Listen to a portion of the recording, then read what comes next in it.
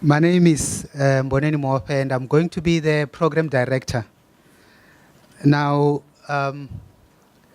being a program director is a little bit of a challenge because you want to do the things that those that are in the program are supposed to do.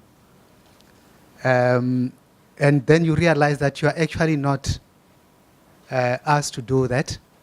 So if I am going to be appearing to be a bit crude, it's not because I want to be crude, it's that I'm leaving the soft-turning part to the people who have been asked to do that. So if for some reason you feel that I haven't welcomed you as a program director, kindly just appreciate that it is not my role today. There's going to be somebody who is specifically going to welcome you. And if you haven't been told where things are, again, don't blame it on me. There are people who have been appointed specifically today to do that. So I'll be program directing. I will try by all means not to be the story, but to facilitate the story as it goes on. So with that, I am then going to start where we are supposed to start, which is for us to get a safety briefing. Ms. Felicity Blakeway is going to do that. And that's the most important starting point, so that we know that even as the program starts, certain things need to be observed so that we can be on the right side of the law. Thank you so much.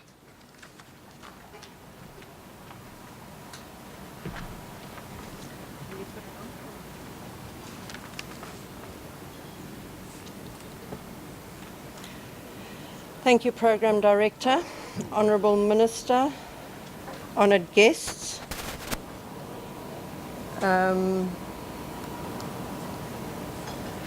Your safety is our concern today, and we are committed to do the best for your safety, so I would ask for your attention through this short safety briefing. We have a map of the site here, and we are in that middle part, believe it or not. In terms of logistics before safety, the ablution facilities are to the right in the little alcove, and if there's a terrible queue there, please find one of us with CSIR shirts and we will direct you to alternative ablution facilities. On site, we would like to ask you to comply with the signage, because the signage is there to ensure your safety. And because we've got a lot of media here, we are asking for people to not take photographs with cell phones and other things, because all that happens is that they get in the way of the other photographers.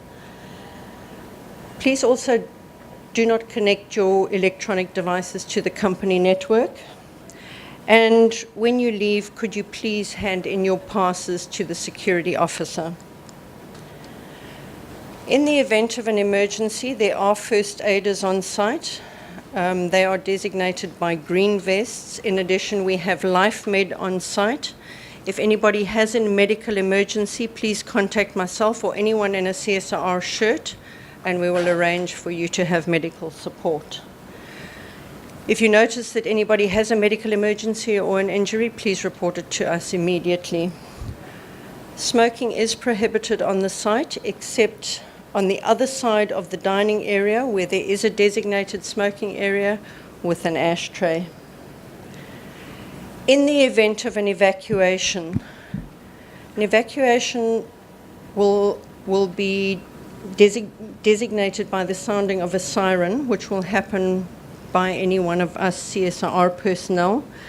And dependent on the nature of the emergency, we will call the appropriate emergency personnel. In the event of an emergency, please exit in an orderly fashion. The emergency assembly point is below the main building, so you will exit out of the tent through the tarpaulin, and you will go between the upscaling facility and the main building, and you will proceed down the flight of stairs to the parking bay. In that area, there are yellow demarcated zones. We will assemble in the zone which has got a big yellow B on it. When you get to that zone, there will be a roll caller there wearing an orange vest. Please give your name to the roll caller so that we can ensure that everybody is safe. In the event that we cannot use the designated assembly point, which is in that direction, please follow the marshals that will be wearing red vests, and they will take you to an alternative assembly point.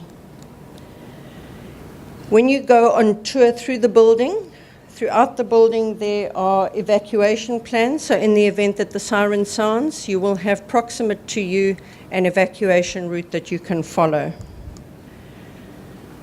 When you go on the tour of the facility, there are a few things that we'd like to ask you to do, not because we're being prescriptive, but because we are concerned for your safety and we would like things to run smoothly. Please try and stay with your usher at all times. We know that you might get really excited and want to ask a lot of questions, but please try and stay with your usher, and please try not to stray away from your group. You will see a lot of safety signage.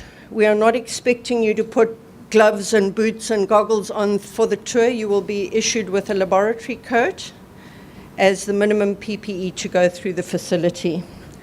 And please note, we'll try not to starve you, but eating and drinking is not permitted during the tour of the facility. Thank you, ladies and gentlemen. Please be safe in your visit to Durban today.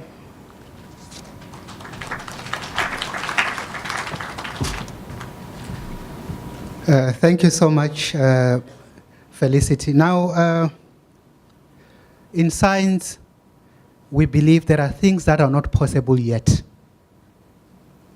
But we don't believe that there are things that are impossible.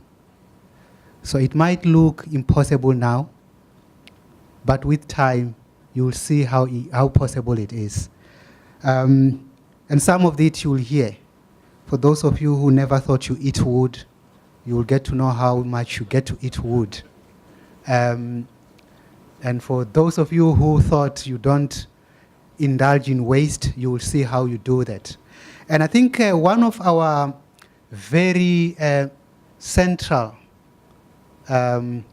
research center in this country, which is actually the flagship, not only in the country, but in the continent. It is recognized worldwide for its scientific excellence.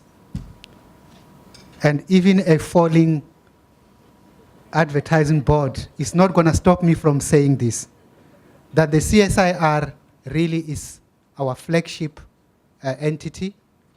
And we are going to really hear the word of welcome from the Chief Executive of the CSIR, Dr. Thulani Dlamini.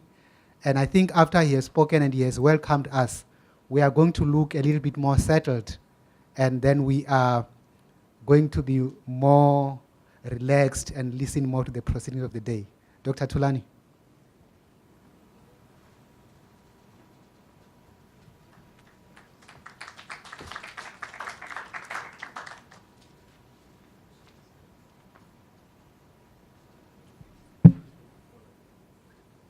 Thank you very much, Program Director,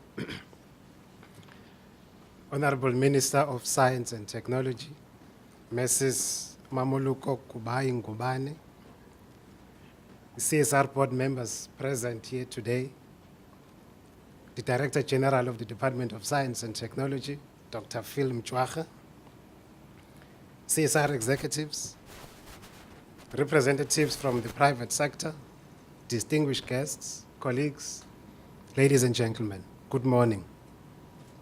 And a very warm welcome to all of you to the launch of the DST CSIR Biorefinery Industry Development Facility, which we call the BIDF. Allow me to say a few words and to put the significance of this facility into context.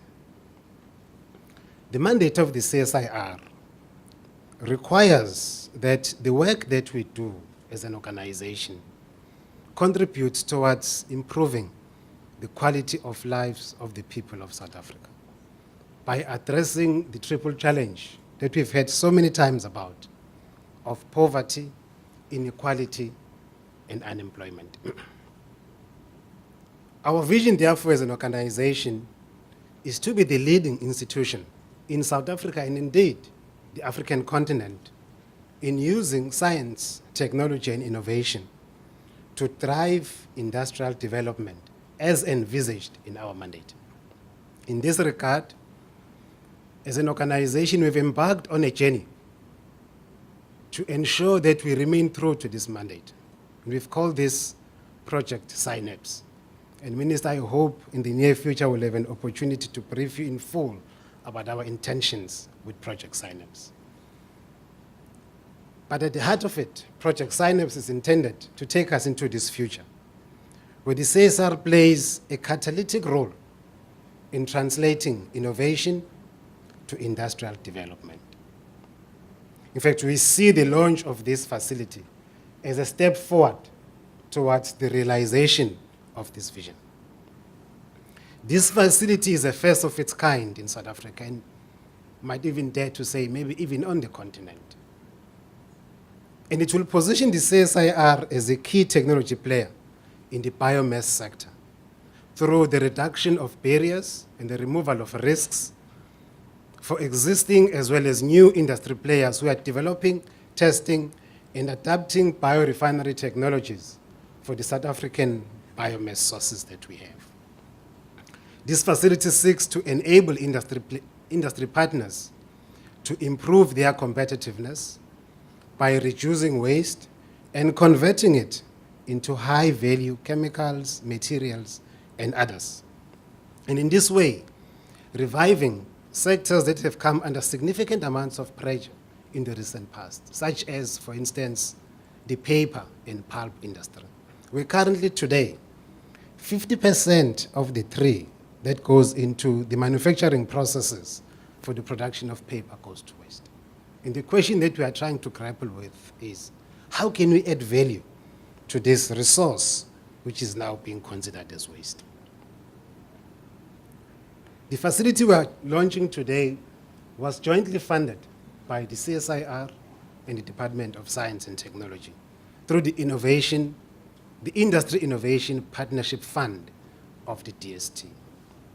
Over the past 5 years, we have launched 3 similar facilities, which are intended at supporting industrial development and job creation. Such facilities enable the CSIR to play a critical role in terms of providing specialist skills, creating high-tech infrastructure, but also providing an opportunity for private sector players to come and evaluate their technologies at piloting as well as semi-commercial scale. To date, this program has transferred over 60 innovation products into the market. We've supported in excess of 25 small and medium enterprises. We've developed a number of interns, close to 200 over the 5-year period. And we've created about 180 jobs, permanent jobs, through these programs that we've been implementing in collaboration with our partners in the Department of Science and Technology. I'm certain that most of you will agree with me that collaboration is absolutely critical for success in research, technology, and innovation. And for the success of this facility, we will need to work with our partners. And therefore, I would like to extend an invitation to our partners in the higher education sector, in the private sector, and other government entities to work with us in the realization of the full potential of what this facility can offer to the biomass sector. Once more, I would like to welcome you to the launch of the BIDF and thank you for honoring our invitation today, and wish you a very pleasant stay with us for the rest of the day. Thank you very much.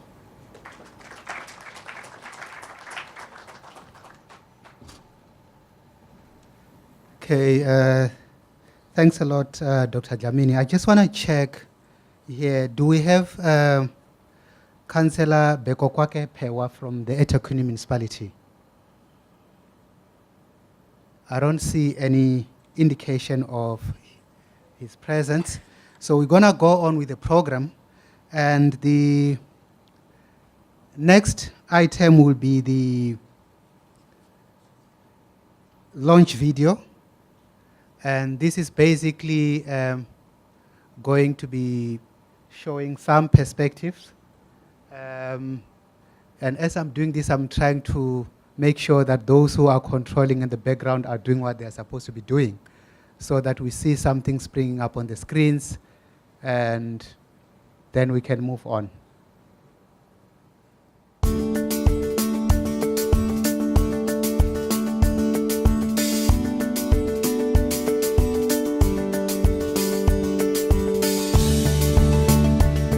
South Africa has inherited an economy which is really mineral energy complex.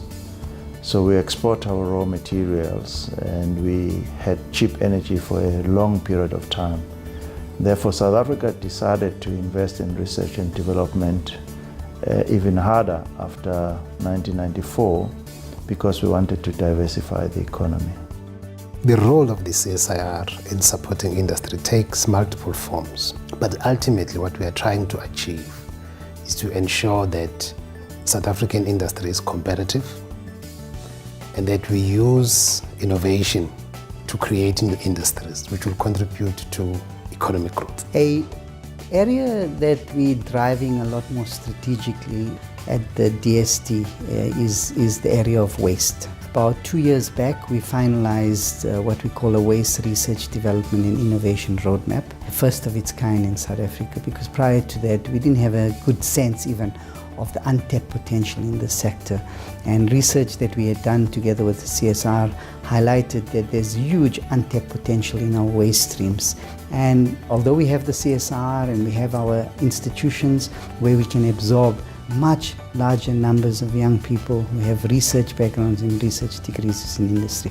So we need industry to come on board. I would like to really look at biomass as some form of gold, where you basically, literally in the past may have been throwing away what you couldn't use without knowing that actually there is value that can be extracted further out of this product. Now, when we look at how the bioeconomy strategy is going to be implemented in terms of the biorefineries, the platform that we're establishing is looking at two concepts. The one is where you got decentralized facilities like this facility, but the other one is to look at how can you actually have decentralized facilities. That's where you begin to reach out to those small players who you want to establish facilities for them not to be driving long distances to transport their biomass, but actually to have it at their doorstep. I do believe it is needed in South Africa, and from a DST perspective, it's something we would like to pursue from three angles. The one is from an innovation partnerships angle, from a bioeconomy angle, and from a waste angle. So we're bringing together different strategies in the department, and we're using the Biorefinery Centre as a vehicle to bring socio-economic development. A biorefinery is a facility that's used to obtain high-value materials, especially from waste biomass.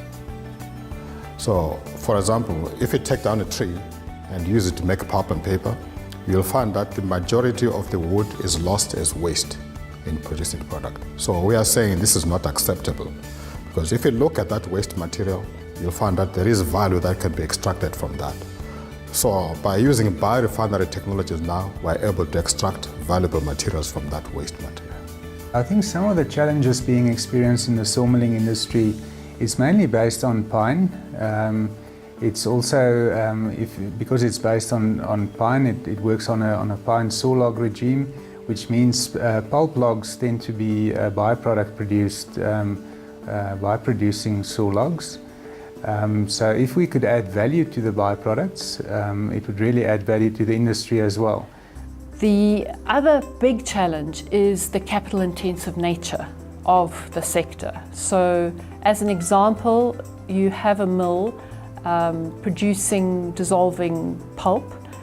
To build that mill from scratch today and just at half its capacity, so let's say 500 million tons, would cost you 16 billion rand. And then, of course, what we produce traditionally, pulp and paper, is a commodity. And because it's a commodity by its nature, has to be of the lowest cost to remain competitive. So we're planting sweet sorghum as compared to sugarcane. Sugarcane is mostly used in the country. bad. We felt sweet sorghum would be a better crop because it's a hardier crop. It doesn't need much irrigation and it doesn't need that much inputs. So when we plant that sweet sorghum together with the communities, they will then find jobs in so doing. We received funding now from the DST to set up this biorefinery industry development facility. So the idea is we will develop technologies that can be used by industry. Indeed, biorefinery technologies is being used overseas, and people may wonder, say, why don't you take these technologies and apply them and use them here? But the thing is, it's not necessarily as simple as that. You need to take those technologies, but you need to be able to adapt it to the local conditions. So this is where our facility here comes in now. We're able to do that kind of thing. In addition to we develop these technologies, we have a pilot scale facilities that enable us now to develop these products at an industrial scale, to demonstrate it at an industrial scale.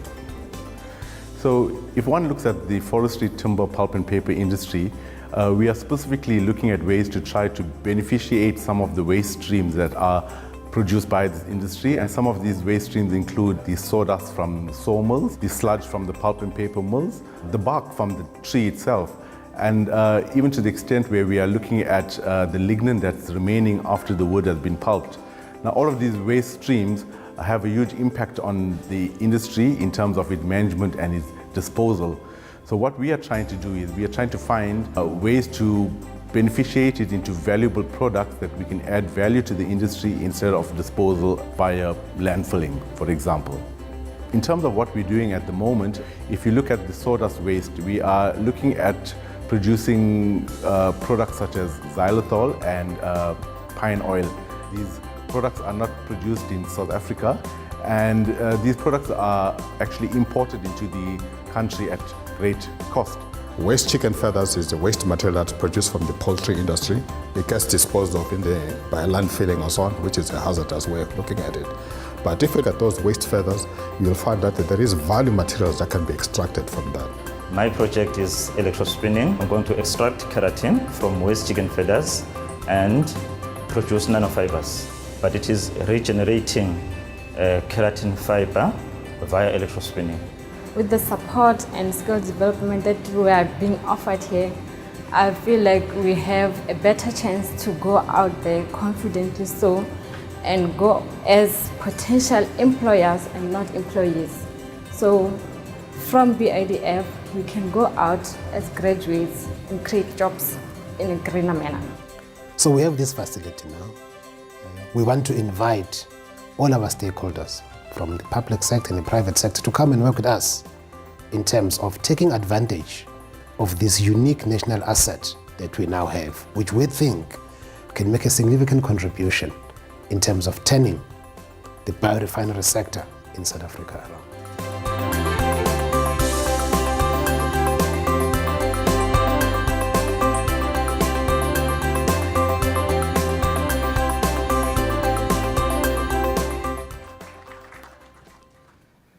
Yeah, thank you so much. One of the biggest challenges we're facing globally is around the resources that we're using, that when we use them, they don't come back, whether it is your coal, whether it is your oil. And as a result of our usage of those, it's not only that they don't come back, but they also make our environment more miserable. And as somebody has recently put it, if you look at the rate at which we are extracting everything, very soon we will need about 3 different planets to stay on. And unfortunately, while the population is growing, our planet has decided to remain the same size. And the resources have actually become even smaller and fewer. And we see that, we see the impact, we see the droughts, we see the flooding, so everything going into the extreme. Now, in terms of the role that the CSIR is going to play through this facility, where we try to use whatever we have currently to the best of our ability, moving, as Dr. Dlamini has said, from using only 50% of the whole timber to as close as possible to 100%. The people who really make this possible are the scientists, and I'm going to ask Professor Bruce Sithole to come and take us through this BIDF. What is it, and what does it do? You probably might have seen somebody like him on TV. It was actually him, and you're gonna hear him now. Thank you, Prof.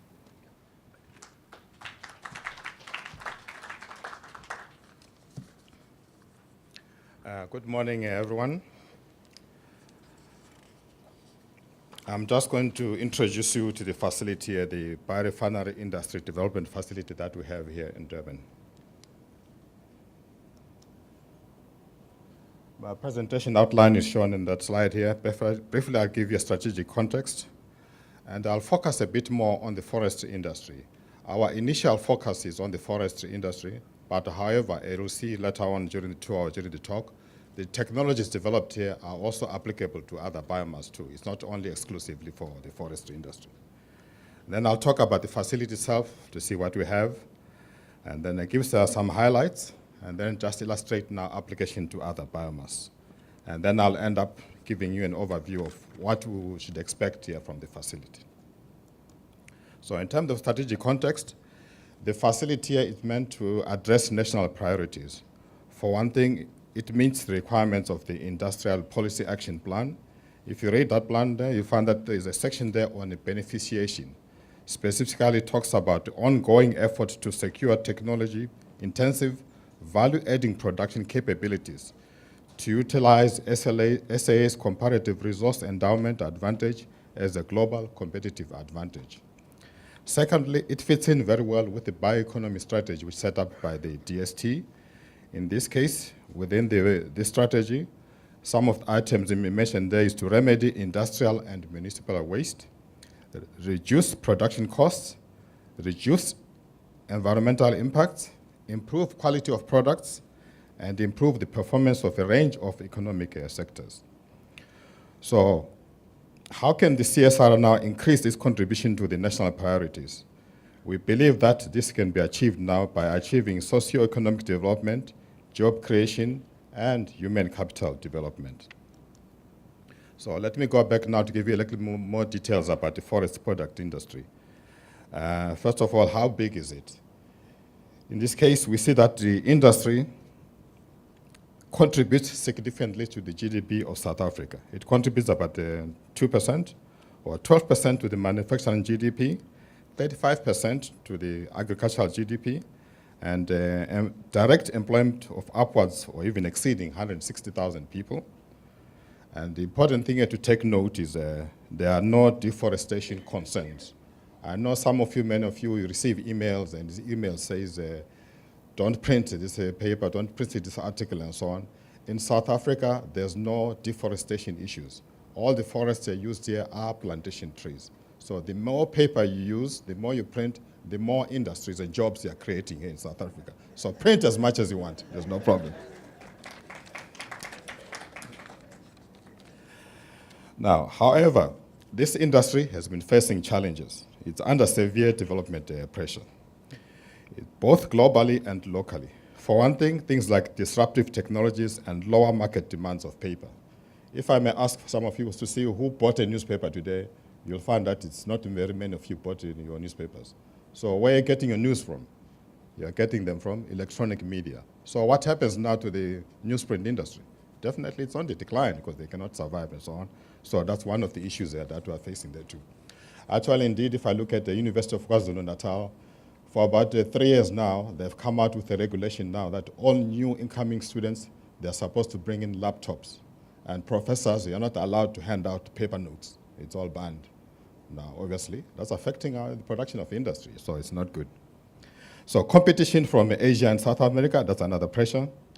Also, too, unfortunately, the industry is energy and water intensive, two things that are in short supply in South Africa. And then also, too, it produces a lot of waste and emission, and in effect, results in inefficient use of the biomass resources. And lastly, too, it's a mature industry which is controlled by bean counters. Therefore, it's very, very loath to innovation and like that. So if you look at the slides there too, the pictures at the bottom, I'm just illustrating you to see what happened. If you follow this, you'll find that up to about 1980 or so, there was a rapid increase in the consumption and production of pulp and paper products. But since then, there's been a steep decline. Okay? So you look at Europe, steep decline. You look at North America, steep decline. South Africa, it's also applicable. If you look at printing and writing grades, there's been a steep decline. So that decline has really resulted in lots of job losses and even closures of mills and so on. Now, if we look at the current industry, so the challenge here is that the forest sector is wasteful and has limited products. So if you cut down the trees, you are producing the lumber. There's a lot of wastage in the form of a bark, sawdust, or shavings. If I'm making pulp and paper, in addition to those two, you also produce tons and tons of a sludge that needs to be done. Now, all that waste currently has to be dealt with, and most of it goes to landfill, or in some cases, can be pumped out to the sea. That's how it's being disposed of here. So we're saying, really, this is not acceptable. So in effect, we're saying we're only extracting only 47% value from the tree, and the majority of the tree is lost as waste there too. So it's highly inefficient use of a valuable resource. Just an example now of some of these waste materials that are produced here with the pulp and paper mill. So sawdust mill, if you visit any sawmill, from a distance, it looks like a mountain or small hill. It's only when you get closer, then you realize that it's all sawdust and so on. So it's a health hazard. On windy days, if you're breathing this thing, it's not good. Can be fire hazards there too, so it's not good. Fly ash is another issue. Yeah, sludge in pulp and paper making, and even bark, it's all in there too. So what is required now to address this challenge? Now, if you look at the growth of any industry, it goes through several phases. In the initial phase is the innovation phase. And then after that, it goes through a rapid increase, which is the improving phase. And then phase 3, it reaches a maturity phase. But once it reaches that, depending on the industry, in this case, look at the forest industry, you find that it's on a decline. And indeed, the forest products industry, it's on a very, very steep decline indeed. So the question is now, what can be done to address this challenge? And we believe that the future can be reinvented now by diversification of products via biorefinery technologies. By implementing this technology, we should be able now to reverse the trend and enable growth in the industry. So this is done by biorefinery technologies. So if you're not too sure about what biorefinery technologies are, I'm trying to illustrate them in this slide here. So the idea basically is you start off with your biomass, start off with your wood. You can use it to produce the biomaterials, to produce paper, fibers, composites, and nanofibers or textiles. You can also use that biomass to produce biochemicals, things like proteins, fertilizers, and all that too. You can also use that biomass for fuel. You can also use it now for bioenergy. Now, if you look at these materials carefully, you'll find that these are the type of products that you obtain from coal and oil. So now we're telling you that those same type of chemicals, we can obtain them from wood biomass. The only difference here is that one day we're going to run out of fossil fuels. Whereas with wood biomass, you can always plant new trees. So you cut down the tree, you plant a new one. So it's a sustainable way of doing it. So in the biorefinery now, we're saying, let's look at your industries and focus on the waste materials. And then we apply biorefinery technologies to produce these high-value materials. That way, we enable sustainability in the industry. So as I said, the solution now is the biorefinery technologies. So if you look at in the middle of the slide here, instead of this being a waste, we consider it now being as a highly valuable resource. It goes through biorefinery processes, and you are able to produce a whole slew of very much valuable materials. That way, there's no more waste required to go into landfilling. Well, I shouldn't say there's no more waste, but minimal waste going into landfilling and like that. So this is very, very successful for looking at that too. So the DST and the CSIR has funded development of this facility, which we'll get a chance to tour there very closely. So it's a national facility for biorefinery technologies. It has capabilities for processing various types of biomass. We can process wood biomass, organic wastes, abattoir wastes, agricultural wastes, waste chicken feathers, and shellfish. So it's not limited to anything in particular. So we can, the technologies or the equipment, facility, infrastructure, it's applicable to all those materials. This slide here, I'm just illustrating to see where the BIDF is within the national system of innovation. So you'll find that on the academic side, they do basic research. They can do some applied research. And then on the right side, we have industrial production, industrial application. There's quite a very big innovation chasm in between here. So the facility lies in between to fill up this gap. In other words, the idea is to take laboratory studies, enable to upscale them and demonstrate them to industrial levels. That way can prove that the technology will work at the industry. This is much cheaper than for industry to be testing the things itself. So the idea is we're saying industry can come here, use our facility, and test the products or technologies before they get implemented in their facility. The objectives of the facility are shown in the slide here. One thing, first, we want to develop technologies to improve industry competitiveness. This is mainly for the benefit of the large industry. Also, two, we want to develop technologies to produce alternative or new products from underutilized biomass, including waste streams. In this case, some of the technologies are applicable to large industry, but a lot of them are also applicable for uptake by SMMEs. And then we want to enable now upscale these technologies and products for industrial demonstration. Thirdly, we want to address the shortage of science and engineering expertise needed to lead the development of these technologies to the biomass sector. And lastly, we want to leverage collaboration with industry to enable development of these technologies here efficiently in South Africa. So in the facility itself, we have sophisticated analytical equipment, as you will see some of them during the tour. This is just a brief illustration of what we have in the facility. Here I'm just illustrating only two of them here that are unique to this facility and to South Africa. So we have an instrument it's called the size exclusion chromatograph. It's the highest resolution instrument for measuring molecular weight. There's only two of these facilities in South Africa. One is owned by a private company, while the other one owning there too. Secondly, you have the instrument called the pyrolysis gas chromatography mass spectrometry. This is a highly sophisticated instrument for analysis or characterization of polymeric materials. So we are the only facility in South Africa that has this type of material. And during the tour, we'll show to you a little bit of what this facility can do. Now, in addition to that, we have a pilot scale infrastructure and things like rotating digesters, high consistency refiner, low consistency refiner, pressurized stirred reactors, and also to flow through digesters that can go all the way from 20 liters to 300 liters. When you reach 300 liters, definitely you are now operating at an industrial scale. So in terms of this pilot scale infrastructure, it enables now fractionation of biomass into its components. This is useful for development and upscaling of new value chains, upscaling production of new value chains, reducing the barriers and risks for existing and new industry players in developing, testing, and adopting technologies for use there too. In terms of competence, obviously, what would the facility be without key personnel? We believe that we have the skills. We have highly trained chemists, engineers, biologists, and technologists who are dedicated and who are very knowledgeable in biorefinery technologies.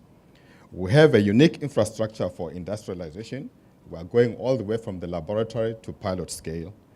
And then we have demonstrated offerings, in this case, for development of new value chains or improving efficiencies in existing industrial processes. Let me just show you a couple of highlights that we have in industry here. In this case, let's looking at the sawmill industry. So what's the problem here? The problem is, if you visit any sawmills, you're seeing these mounds here, there's large amounts of sawdust right in there too. So what can be done to beneficiate this? Some of the sawdust is used for energy production, but there's so much of it that not all of it can be used. So our solution now is to develop technology for extraction of high-value chemicals from this waste. For example, if you look at eucalyptus sawdust, we can extract the sugars, hemicellulose sugars, in this case, or extract xylose and convert it into xylitol.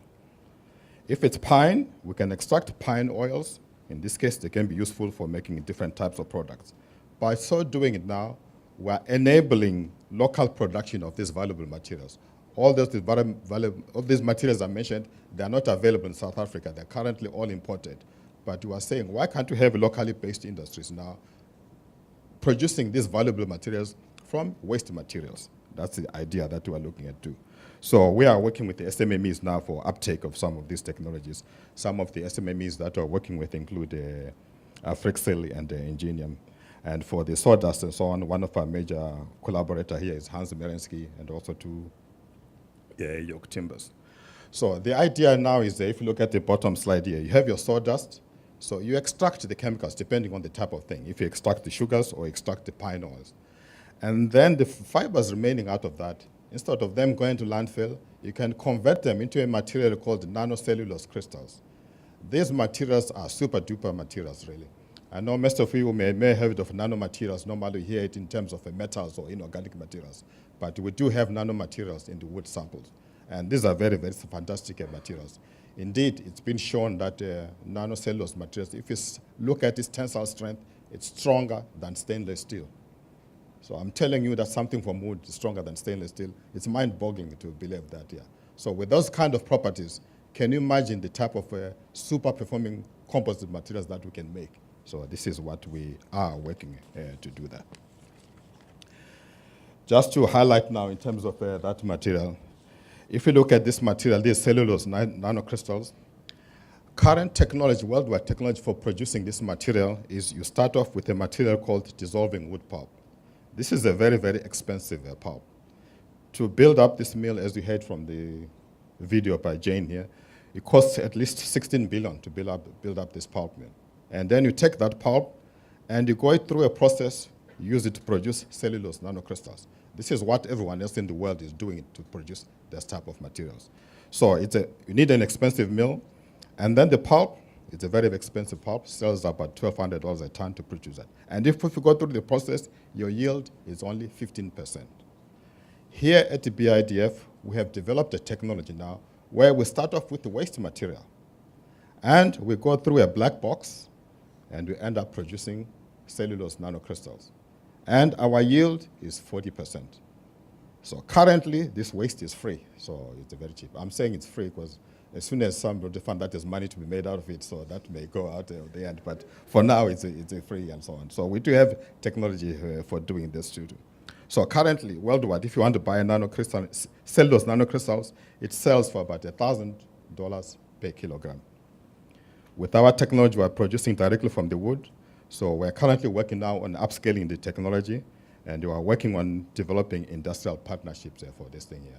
So anyway, I'm very grateful for funding from the DST, which will enable us now to even scale up this technology, and we'll be collaborating with the universities now to find better uses there for this material. So just to show you our capabilities for doing upscaling technologies. If I look at that cellulose nanocrystal, so we started off developing it in the lab on a flask, and then we used a 6-liter reactor to upscale it to 6 liters, and then we have upscaled it to 30 liters, and currently now, very soon, we'll be upscaling it to 300 liters. Once we reach this stage, we're now at industrial scale production level. And success in this will place us among the top 10 producers of this expensive material. And remember, we're producing this from a waste material, very, very cheap material. So something to look forward to coming from this facility. Okay, another highlight here, look at the technology that we developed in working with one of the industrial partners. In this case, we're talking about the dissolving wood pulp. In order to produce dissolving wood pulp, you want the pulp to be high brightness. What I mean brightness, it has to be whiter than white, or purer white than white, almost the same as cotton. That's what you wanted. That type of pulp is going to high value markets, so you want it to be very pure and white.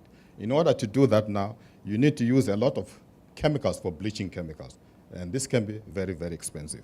So in this case, we worked with the industry, and we developed a technology where we found that if you take the pulp sample, pulp is a mixture of long fibers and short fibers.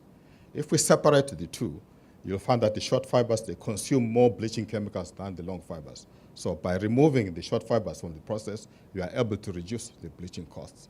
And indeed, we are told that this technology has a potential of saving 1 mil, 28 million rand per annum. So this is technology that was developed with a facility with it. So in this case, the BIDF now is capable of processing other biomass. If you look at the chicken feathers, we're also working on the chicken feathers. So what's the problem here?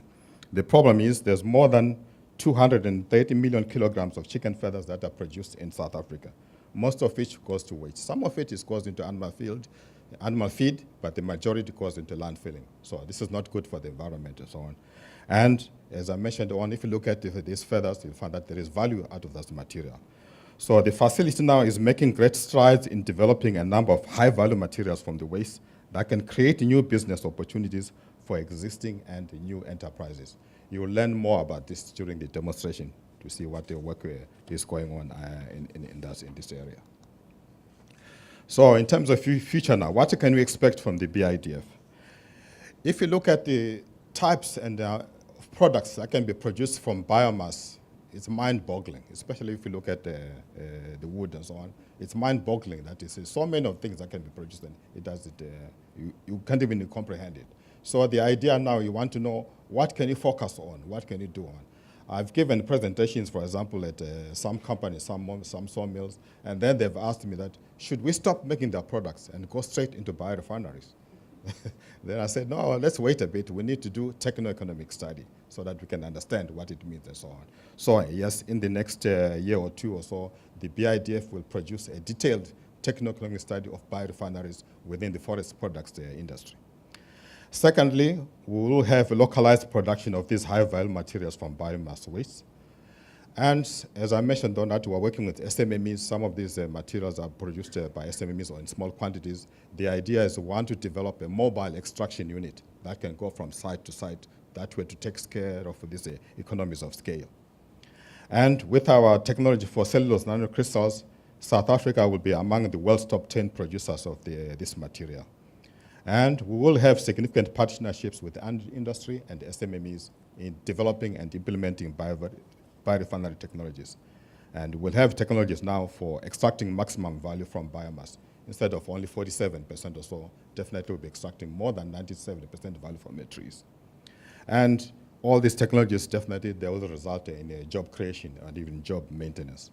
And human capital development. The BIDF is also heavily involved in human capital development in partnership with the DUT and a little bit, with the UKZN and a little bit of the DUT. We do have facilities here where we're training students for MSc and PhD degrees in these biorefinery technologies. Indeed, some of the graduates are available here who have graduated from the program, and they are now working in industry. That way, we have highly skilled people working in industry. So to conclude then,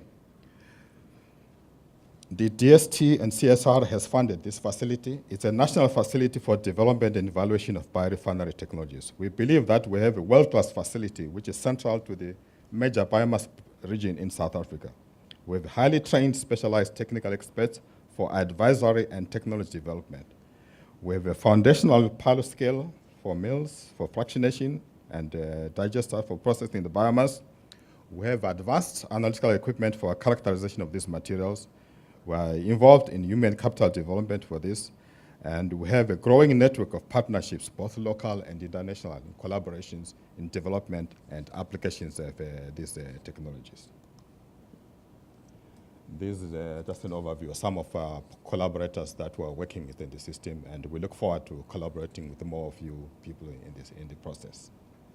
Thank you very much for your attention.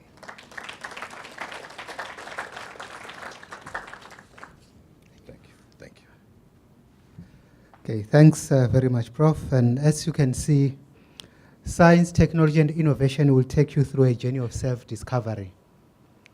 And I think you now know yourself for who you are in terms of what you eat, and you also get to know about what you wear as well. So this is really the excitement of science. We are now going to be hearing some industry perspective. When we do this work, as you have seen on this slide here, it is all done in collaboration, because ultimately, for South Africa as a country to go forward, we need to work together, both public and private sector. So we're going to get the industry perspective from Dr. Nelson Sefara, who is the SAPI Head of Technology Center.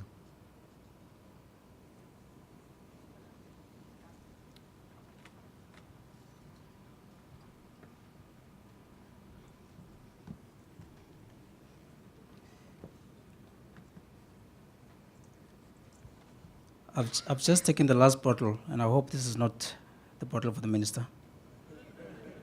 This is fine.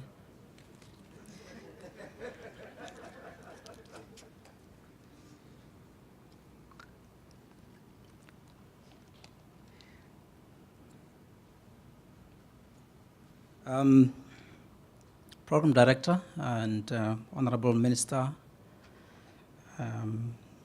CEO of the CSIR, Dr. Lamini, the management team of the CSIR and other lead scientists that are present here today, the DG of Science and Technology, Dr. Phil, stakeholders, partners, collaborators, distinguished guests, ladies and gentlemen. I am going to get into trouble because Bruce just mentioned that I should be printing my speech on paper, and I actually did the complete opposite of that. Good morning. I'm quite excited, and thank you very much, CSIR, for inviting me to join you here today to celebrate with you on this joyous moment in the official opening of your exciting facility, the DST CSIR Biorefinery Industry Development Facility. This is indeed an exciting day, and not only for us as an industry, but also for the country as a whole.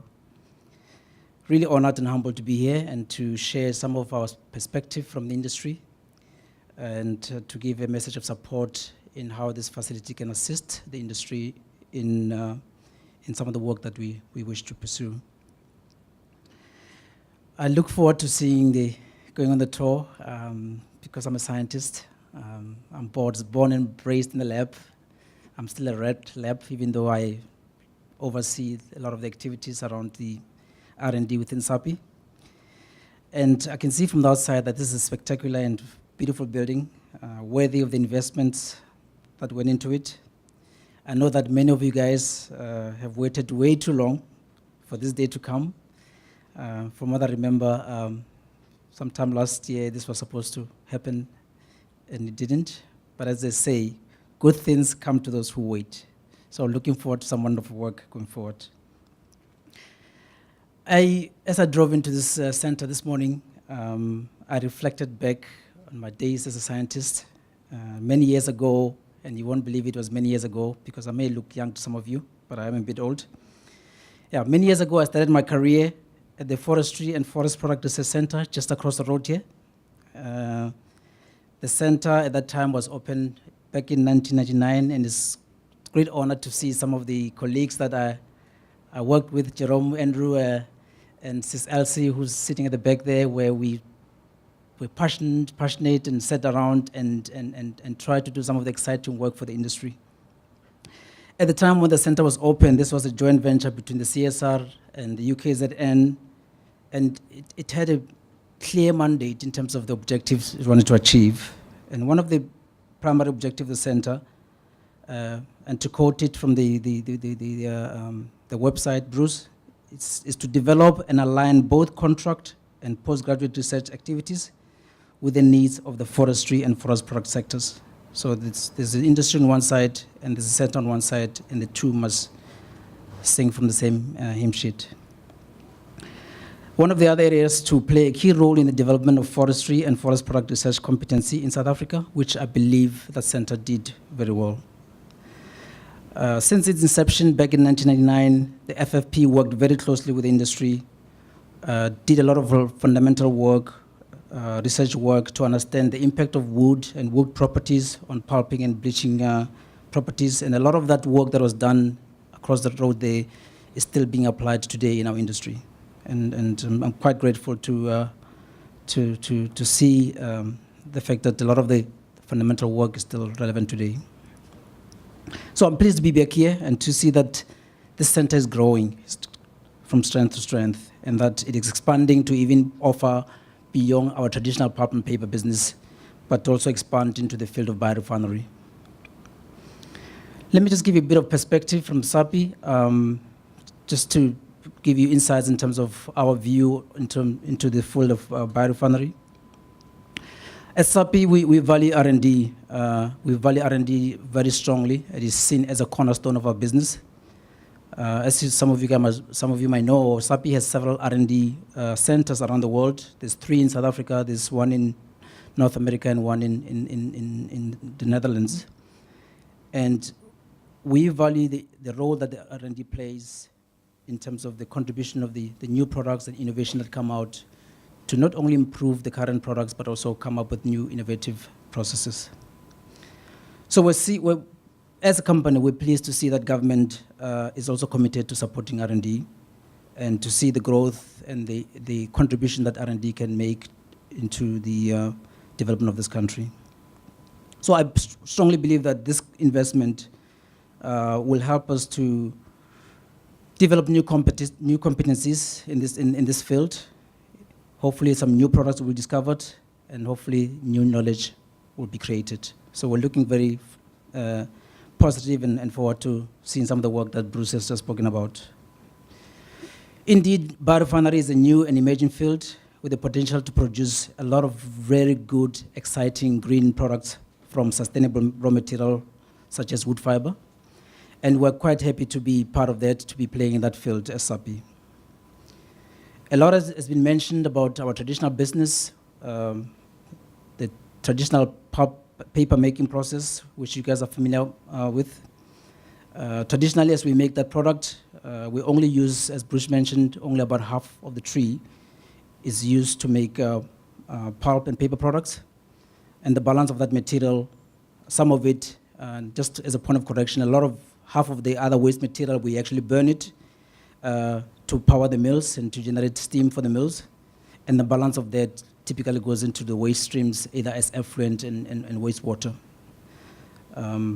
So there's a lot of opportunities. There's a lot of opportunities to extract value in that stream. As SAPI, we are also involved in developing new processes and biomaterials and looking at new ways to extract more value from our tree. We value this biomass resource as key to our business, and we wish to extract more value to support our business to move into these new and adjacent markets. Back in 2015, our CEO, Mr. Steve Binney, he launched our 2020 Vision Strategy with the aim to reduce its dependence on traditional graphic business. As you know, SAPI has been a big player in the manufacturing of graphics paper, which is your magazine-grade paper, which gets used into a lot of the high-end application. And yes, it's true that that market has declined quite rapidly over the years.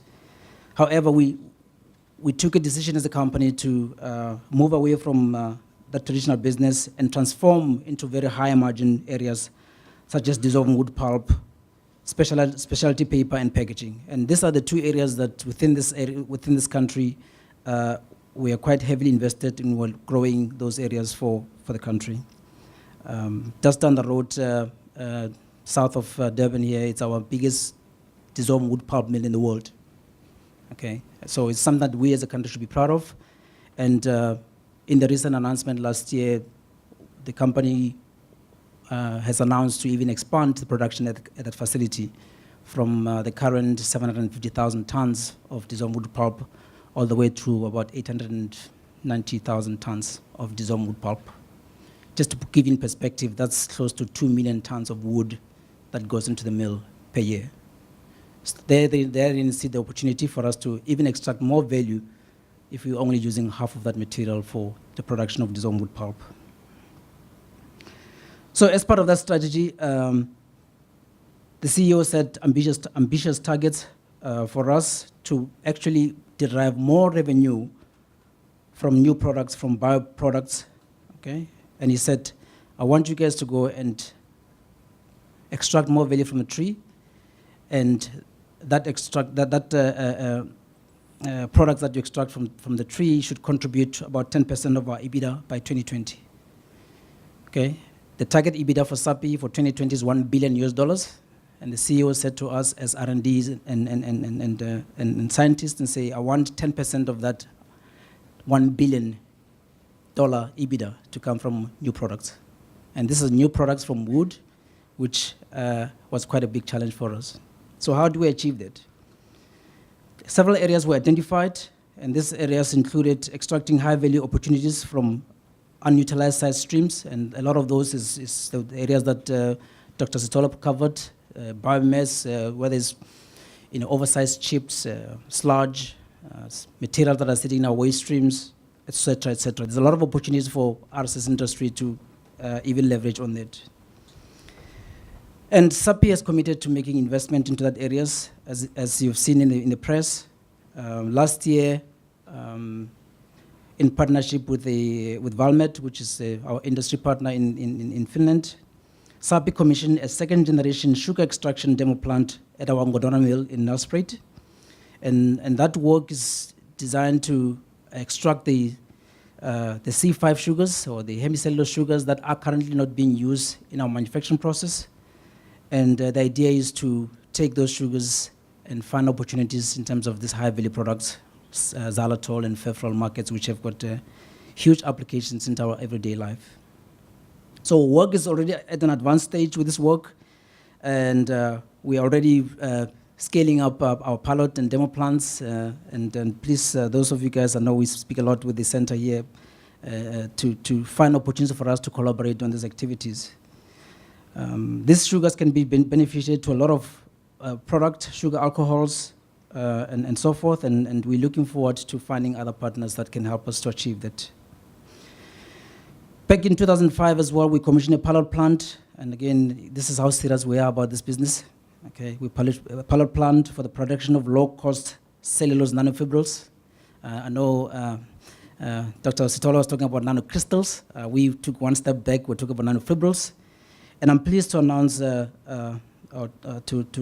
tell you that our center in Pretoria, Dr. Dlamini, is working very closely with your team at the Nano Center for Nanostructure Materials to find new applications of incorporating these nanocellulose fibers into a whole range of products. We've tried to find functionalities of this exciting material into composites, into food, into personal care products, your creams, your lotions, and sunscreens and stuff. And it's really been an exciting collaboration that we've had with the team. And I'm glad to announce that this has worked very well. It's been a success. And I think we want to continue to find partners within the industry to work together to find new areas for our forest product industry. So the future is bright, the future is exciting. As a company, as companies like SAPI grow into this new and adjacent business of biorefinery, we look forward to this center, Dr. Sitole, to conduct fundamental research which complements the work that we do in our industry. Okay, so it's important to make sure that we don't compete with industry because it defeats the whole purpose. So we must make sure that we regularly discuss between us and your center to make sure that we collaborate in areas that complement each other.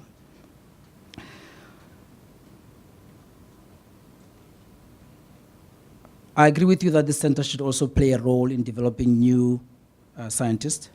In this area of biorefinery, we're going to require new skills that we as industry can develop. So it is the role of this center here to play that role, to develop young scientists that can, again, be absorbed by the industry for future application. I must say, yes, we are already working with Dr. Sitole on various aspects, maybe not so much on the biorefinery, but we are working with this center here we've got 2 postgraduate students that are working under him to develop human capital and to learn new analytical techniques, which we hope to utilize in the future, especially in the areas that we are not strong in, the areas of lignin analysis and phenolic compounds. So there are many more opportunities. I can go on and on about how we can derive value from the side streams. And I just want to challenge you as a new center that this is not everything, okay? There are a lot more chemicals that are sitting in our waste stream that we don't even know about, okay? As we focus more on the areas of our business, our primary business to make pulp and paper, we typically tend to neglect the side stream because to us they're just a secondary nuisance. Okay. However, I think this center can play a big role to find new and high-value chemicals that can be extracted from these side streams. And this can include fine chemicals, fine organic chemicals that can go into pharmaceutical applications, can go into a whole range of applications which may not even be relevant to us as a forest industry. So finally, yeah, this center is great for South Africa. I'm really excited to see that we're going to develop a lot of scientists from which great ideas will come out. But as you know, the building alone cannot do that. Okay. It is the human spirit and the interaction between the scientists and the students and industry player which will make the difference and ensure that this center is strategically aligned and supports the needs of the industry. I'll repeat.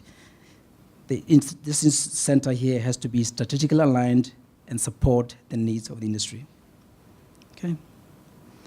I must say I envy the students that are going to work across here. I wish I was young and just complete my PhD because this will be a really exciting place to work on.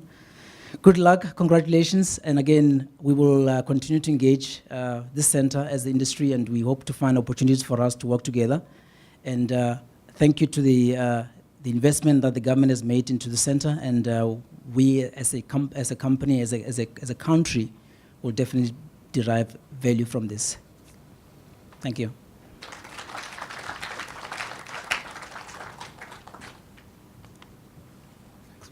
And just to wrap up the industry perspective from the Paper Manufacturers Association, I'm going to be calling on the Executive Director, Ms. Jane Maloney.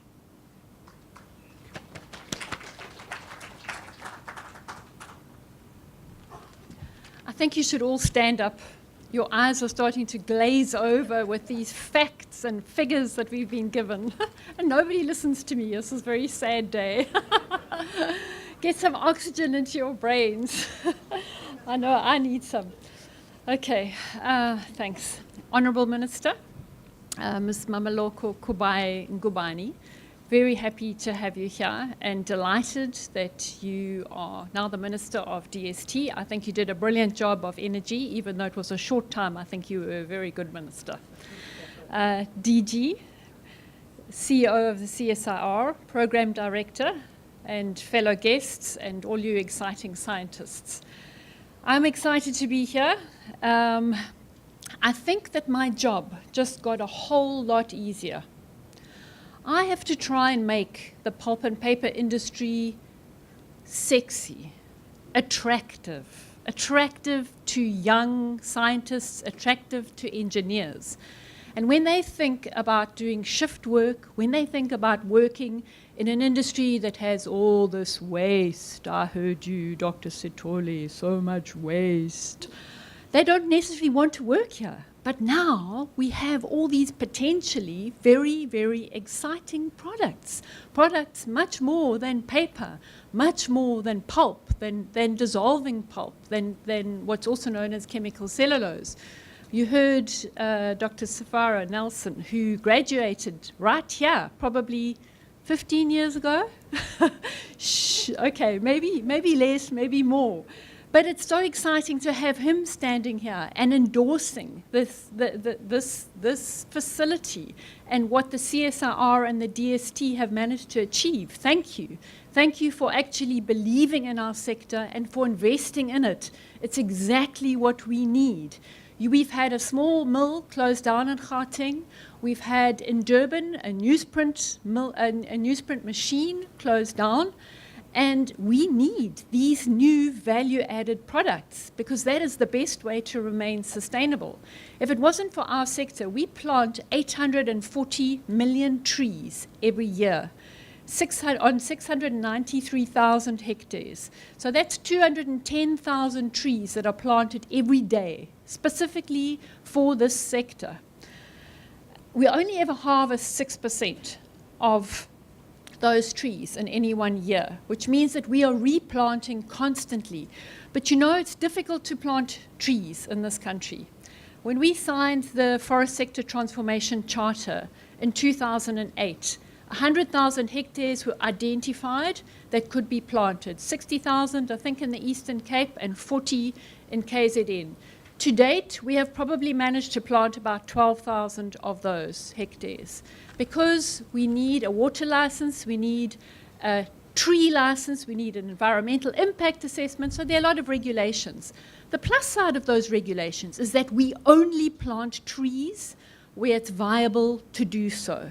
So we're a water scarce country and we are careful where we plant trees. But we need to maximize that 1% of land that has got trees on. We need to maximize the production. And that is one of the things that the FFP, back in the day, that was one of the things that they started doing. They worked around tree breeding and around maximizing our production of trees and what we can produce.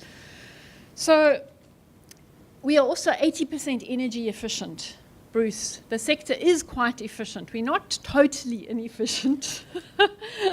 And we reuse a lot of our water. We use grey water. The mill right here in Durban, they actually are responsible for cleaning some of that water that you guys end up drinking. Really? They do. But how do you remain sustainable? How do you survive when you're seeing your initial primary products no longer being required? Yes, we need this, and the IPCC recognizes that there's a half-life of paper, that carbon dioxide is stored in this for at least 2 years. We believe it's a lot longer. The Department of National Treasury recognized the sequestration of carbon in our trees. They've given us the S for sequestration in the carbon tax equation. Why? Because we asked them to. And why did we ask them? Because trees give us a cleaner, better environment to live in. They store the CO2 and they produce oxygen. It doesn't mean we must waste them. If you go straight from growing a tree to burning it, you lose 12 jobs per, what, somebody tell me, I can't remember the stat. But the point is that 80% in Africa, 80% of Africa uses trees for energy, just straight fuel, firewood fuel. And we are very fortunate in this country that we have other opportunities. And I hope, Nelson, I hope that you actually buy renewable energy certificates, because otherwise you shouldn't have brought your little iPad up here. I actually think our sector sells renewable energy certificates to anybody that's interested. Okay, I don't want to keep you guys for too long, but we have a process research unit. We've partnered with the DST. We've been very, very fortunate to have sector innovation funding. Out of that sector innovation funding, one of the things that we did was we've developed a catalyst that is busy being patented, and the guy that did that is getting his PhD shortly. And that catalyst will improve the calorific value of bio-oil up to the same level as regular fuel. So that's an exciting development in that area. Our process research unit, over the years, we've produced about 40 master's students and 4 PhD students, which is pretty impressive for a non-sexy industry. And I want to claim a little bit of rub-off glory. Dr. Sitoli here, I've known him for many, many years. And I met him in Canada. How long ago, Bruce? Maybe back in 99, and again in 2000, and again in 2006. And every time I saw him, I said, "What are you doing here?" "It's cold, Bruce. It's miserable here. Yes, there are lots of trees, but we need you at home. Come back to Africa." And I know that Flick Blakeway was also responsible for nagging. Come on, Bruce. Come on, Dr. Sitoli. So we're happy to have you back in Africa. And we're very happy that you have that expertise, but that you're a son of this country.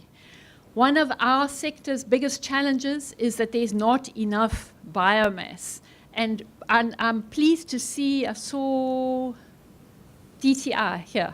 That's exciting because perhaps we could have the biomass strategy, a biomass strategy as part of the SADC industrial development strategy, because we don't have enough suitable land to grow biomass. And what we're needing here is we need more raw biomass to make all of these exciting things, to develop all of this.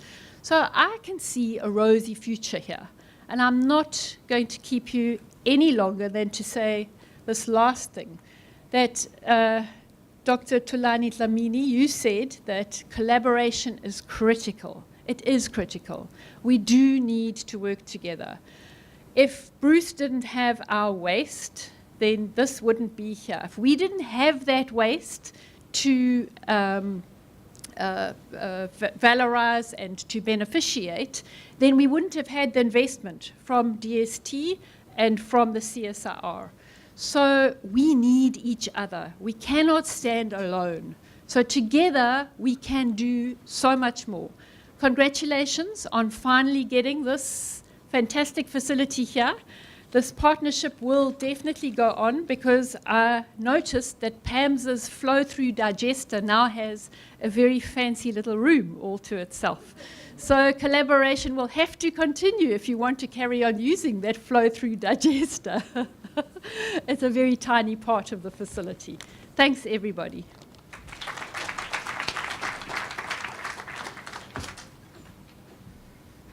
Thank you, Jane. We have indeed looked at the matter of the biomass challenges in the country. And as you said, we are aware that for us to really do much more than we're currently doing, we're going to need to work with our fellow sisters and brothers in the whole SADC region to really maximize the level of biomass that we have. At this point in time, I'm going to be kindly requesting Honorable Minister Mmamoloko Kubayi-Ngubane, to come and give us a keynote address, and then we will tell you what next. Minister.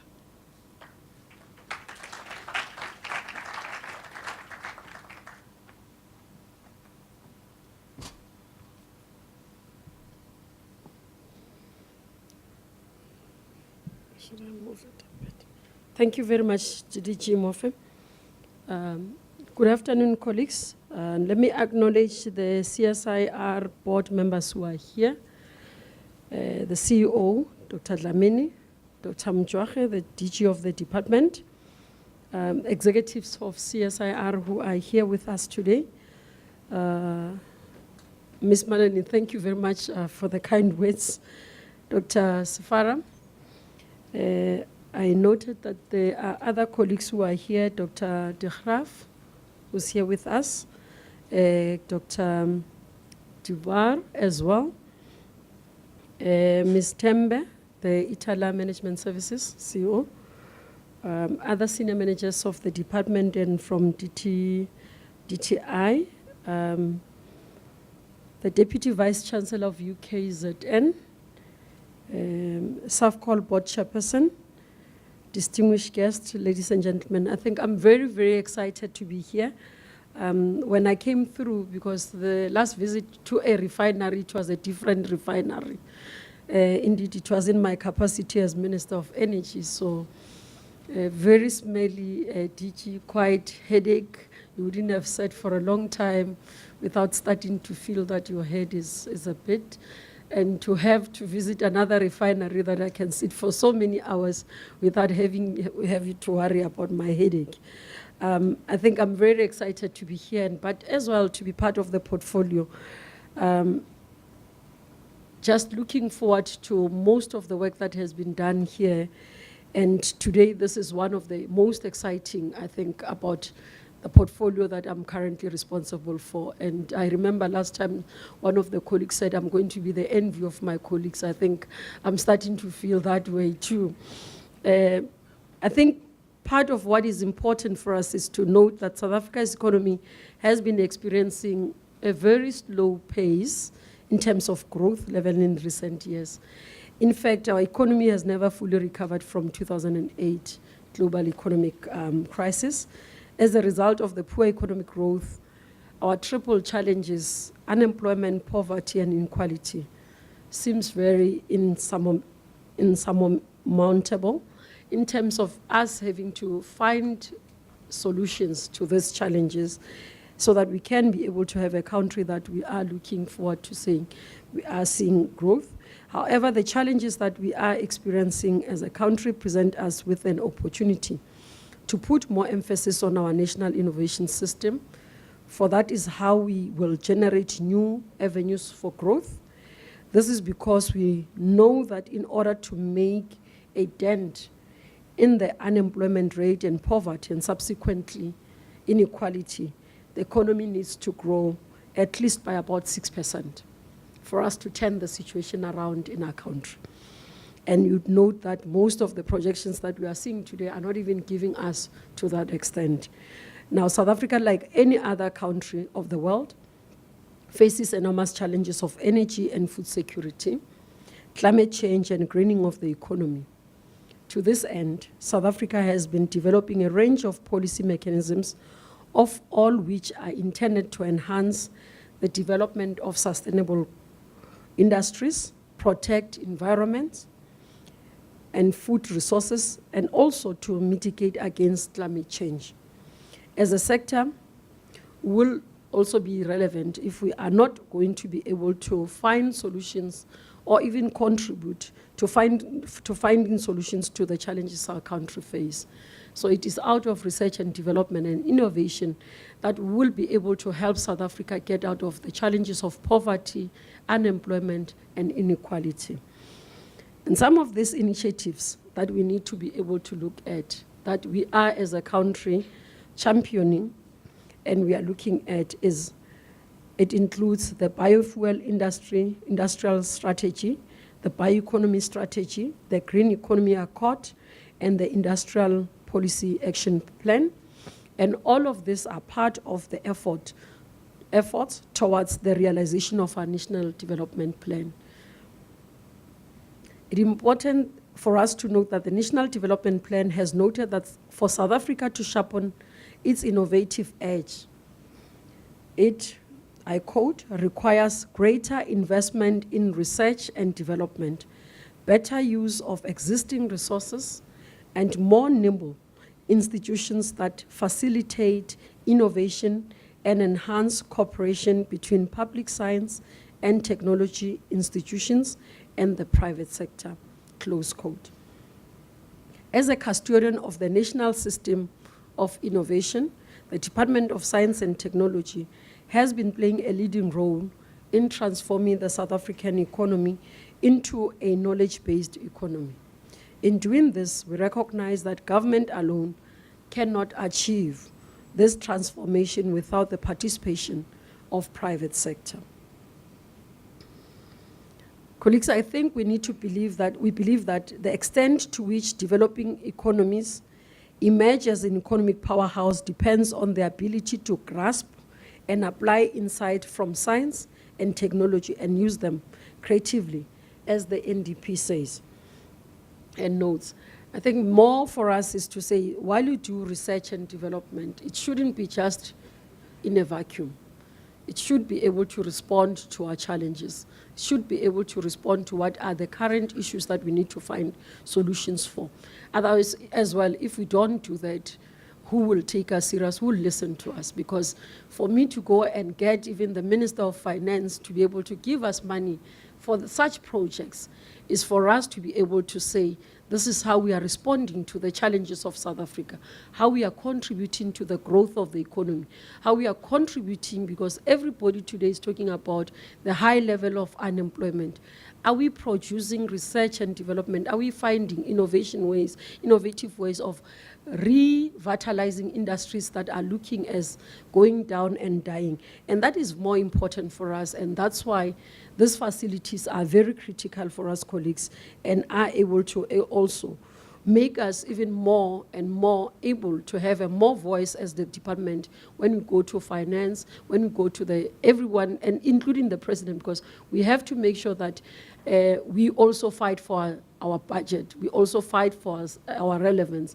But more importantly, it's not only about us who are here, but for South Africans to understand what is the importance of science and technology as a department, but as well, what is the importance of this sector so that we can also be able to attract even new young people who are coming, so that tomorrow, Dr. Sfar, they can come back and stand here and say, I was a young person, this is how I got interested. So it's important for us to continuously open up and make sure that everybody understands what we are trying to do, but what we are trying to achieve. Developing our industrial capacity at the back of our scientific research as a nation depends on strong partnership between government and the private sector. So the partnership is very important, colleagues. A strategic challenge for innovation policy is the need for alignment and the strategic partnership, especially between government and industry, not only in South Africa, but across the world. So the work that we do, access, and it's good to listen to the colleagues from the private sector where they give us feedback in how they see the facilities going to help us in terms of the country, but also putting us in the global map. And I think as we go to engage, looking forward, TG, to the SADC meeting that we're going to have, because we can boost about the facilities that we have as setting the trend, not only for the region, but for the continent. In response to this challenge, there has been an explosion of various kinds of public-private partnership in research and innovation. In particular, partnerships are necessary in the forestry and paper and pulp sectors, as both national and international, these sectors are under financial strain. So part of the work as well is to ensure that when we create industries, it's not only for South Africa, because the market is very broad. We also create the industries for our own region, because we talk about regional integration, as South Africa being the champion and being the year where we are chairing SADC. And that becomes part of the work that we need to do.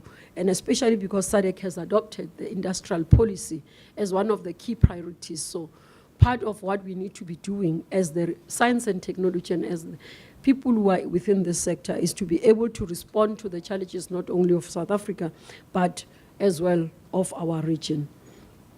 According to the OECD, the fundamental rationale of most public-private partnerships in research and innovation is to leverage broader economic and social benefits from joint investments. This helps to accelerate innovation and the development technological solution and the development of technological solutions that are essential for addressing key challenges in growing the economy and achieving societal well-being. Ps help build new innovation capabilities, improve connectivity with the national innovation systems, and most importantly, Ps help create a collaborative environment to maximize cross-disciplinary expertise among government, academic, and industry researchers. Over the last few years, our department has led and supported a vital part of this explosive growth of Ps in South Africa. We have put in place a package of instruments and initiatives that are demonstrating value. To demonstrate our commitment to the Ps, we have introduced new initiatives such as industry innovation centers, sector innovation funds, the wheat breeding platform, and the soon-to-be-launched mining precinct building on existing efforts by the DST and the DTI, including programs such as the THRIP and the Technology Stations programs. The Biorefinery Industry Development Facility that we are launching today is a good example of a strategic support from government to a science council that has the potential to lead to a long-term sustainable public-private partnership.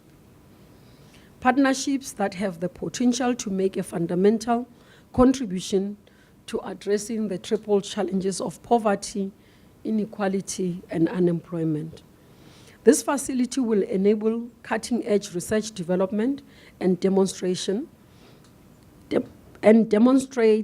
biorefinery initiatives for the use of lignocellulosic biomass waste to produce valuable products, upscaling, piloting, and demonstrating of biorefinery technologies.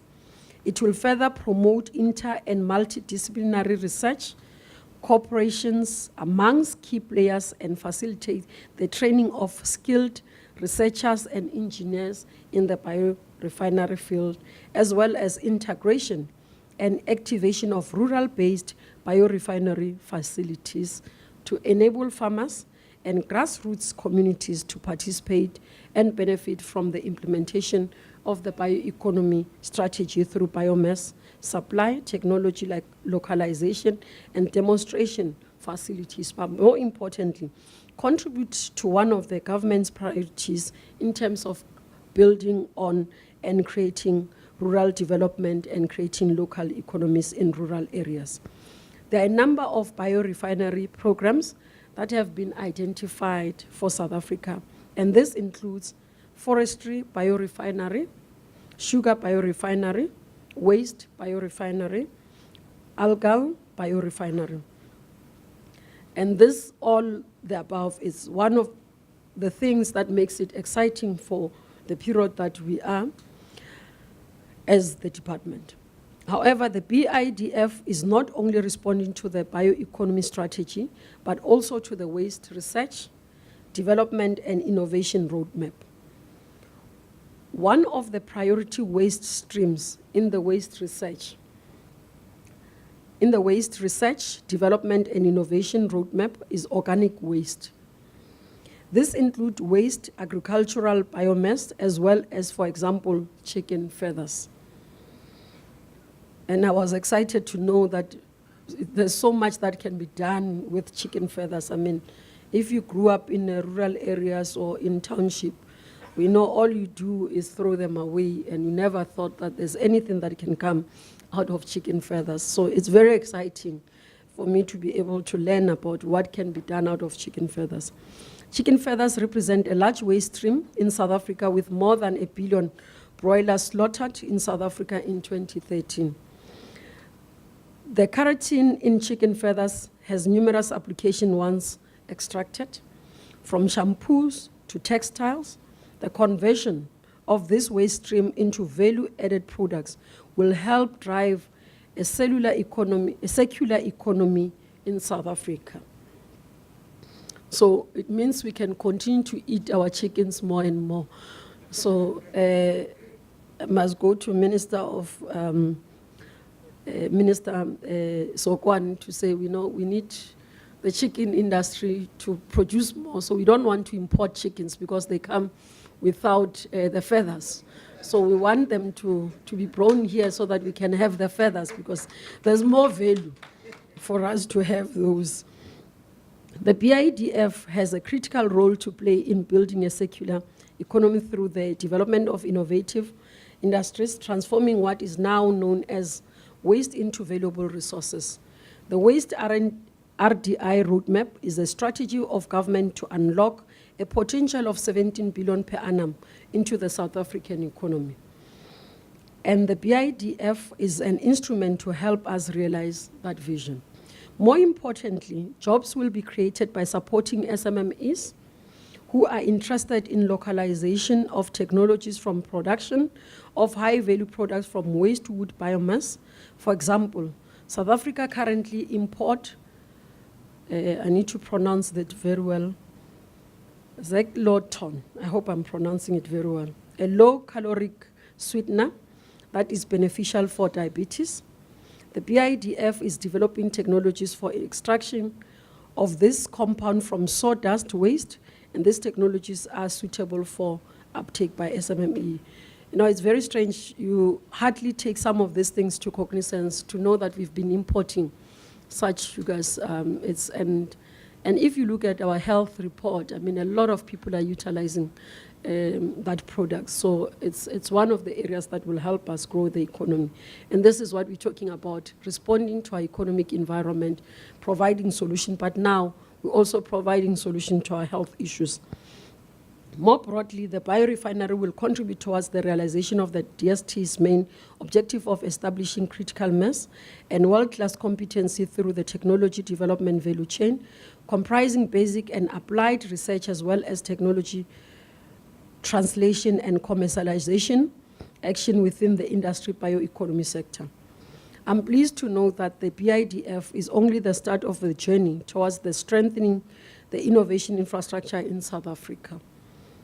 Even as we launch the current center, other teams at the CSIR are hard at work operationalizing 2 more centers that we are confident will be launched in the next 12 to 18 months. This includes a center in photonics and another one in the development of nano devices. The reason I mentioned the issue of us going to Treasury, we've seen our budget, you will be noting when we go to our budget vote in May, that we've received less of budget in terms of our infrastructure. So we'll be raising our voice to National Treasury because it will hamper in the work that we want to do going forward. And we want to see more work that is being done. And most of the projects that are currently planned being seen to fruition because we understand the impact of this work. I would like to take this opportunity to thank the researchers, technology developers, and the executive of the CSIR for making the centers a reality, together with the board of CSIR. Equally important is my thank to the CSIR for working closely with our department to look at how the institutional design of the centers can optimize to make the greatest possible impact while securing support and commitment from the private sector, provincial and local government, and from the other national government departments. The CSIR, through a process of rigorous reflection and assessment as part of Project Synapse, has identified a range of exciting and value-adding initiatives that it plans to drive over the next few years. I'm confident that the plans that they have developed will resonate with the key partners in the private sector, provincial and local government, other national departments, as well as other key stakeholders in the industrial development space, such as the IDC, PIC. Because one of the things that we need to do is to say, once we have done such work and research, we need to make sure that we industrialize what we have done. We broaden the scope, we create the industries, because this is the work that starts all those. So I'm really looking forward to getting feedback on the partnership that are emerging as the result of these efforts. And I think one of the things, DG, that I'm going to have to learn very fast is some of the scientific words that I have to learn to pronounce are just one of the difficulties every time you rehearse. But just to say to the team that just work and organizing this team, thank you very much for the work.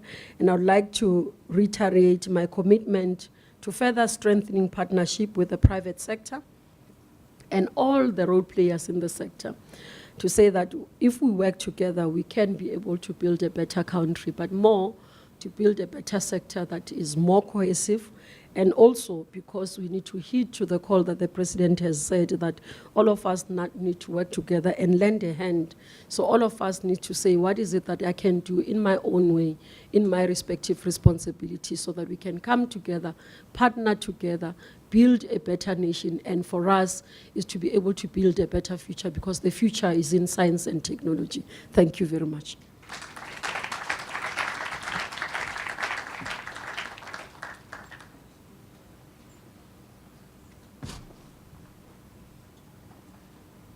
Thank you, Minister. We are edging closer to the end of the program, but for now I'm going to kindly request the representative of the CSR board, Advocate Gandhi Badela, to come and give the vote of thanks.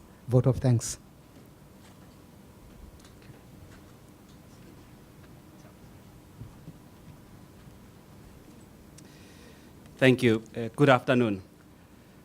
I think my responsibility is quite an easy one, in that I am to acknowledge and to thank everyone who is present for taking time out and to be with us when we open this facility.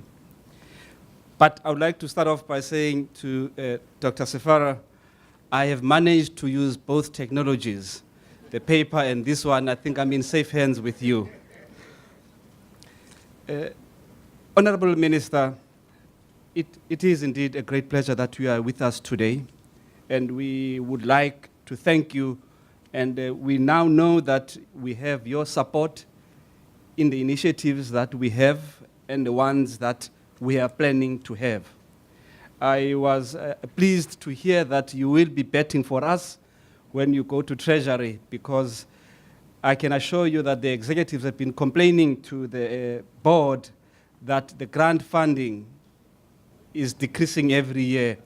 It is becoming difficult to sustain some of the programs that we have. And I think I agree with yourself when you say that research and development are a cornerstone of any nation. Without research, we will not be able to develop.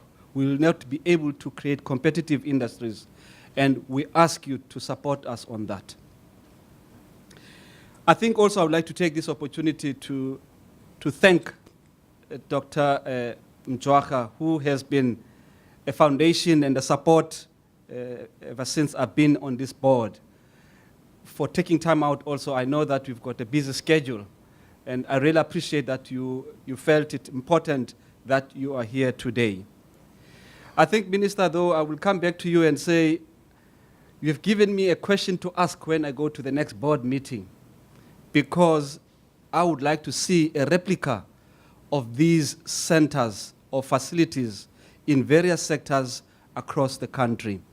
We have to find a way of saying, how do we prioritize?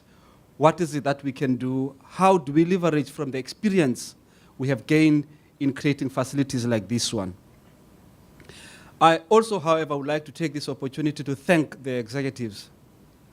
I mean, I think it is a pleasure to work with people, and you find that you've got common ideas, you are aligned in terms of what you want to do. Sometimes you pinch yourself to say, are we really doing the right thing? Why is it that there's so much agreement? But it is also important that to acknowledge the fact that, difficult as it may be, challenging as it is, we have managed to achieve quite a number of, I think, world-renowned, say, innovation. And it is pleasing that every year we have something to show. I thank the executives for that. I also would like to thank my fellow board members who found time to be here also. I know also, again, that we've got a variety of responsibilities, but it is, again, the vote of confidence in both the executives and what CSIR is doing that we are here today. More important, and I was pleased with the enthusiasm that I felt and when industry was talking to us about how they want to partner with us. And I am looking forward to that partnership. And I believe that where there is competition, there will be competition for the good of the country.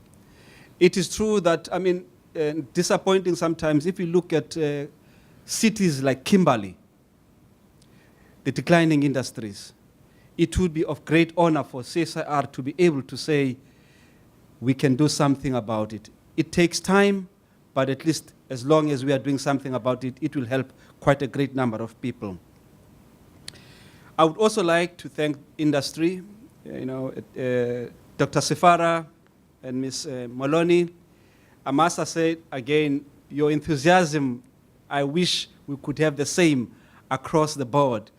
It is really pleasing to have people who are supportive of the initiatives that government is making for our success. Bruce, I think I had a snippet of what we are still going to show people, but I am pleased that you managed to come back home and you are now in this facility and you are going to enable us to be a shining star to the world in terms of the research and development output that will come out of this facility.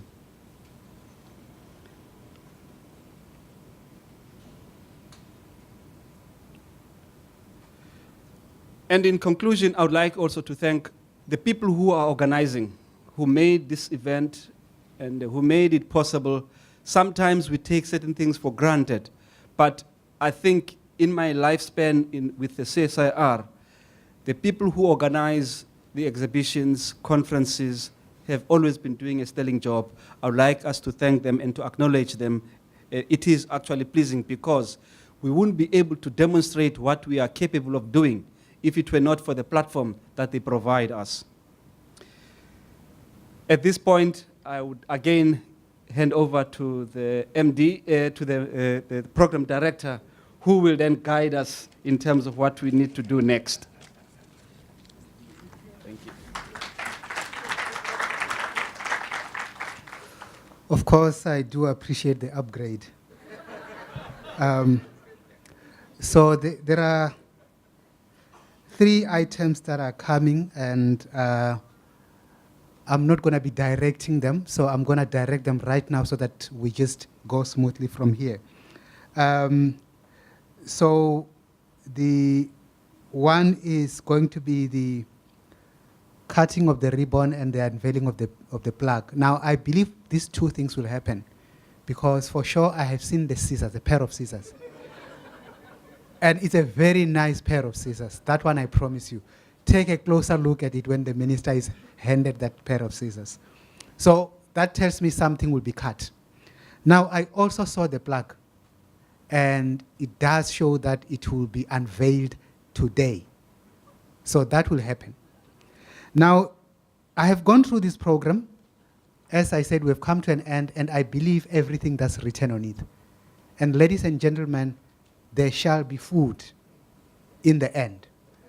So when all this is done, when we have gone through the process of the cutting of the ribbon, the unveiling, and the touring of the facilities, where you are going to see actually what Professor Sithole was talking about, that it is actually real.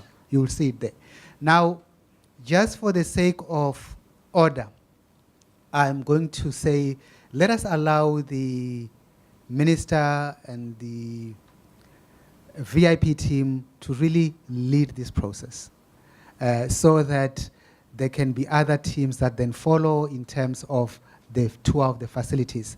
It's a very small passage that you're gonna see in there, so not everybody can fit in at the same time. So let's just do it that way. So we're gonna have the walkover.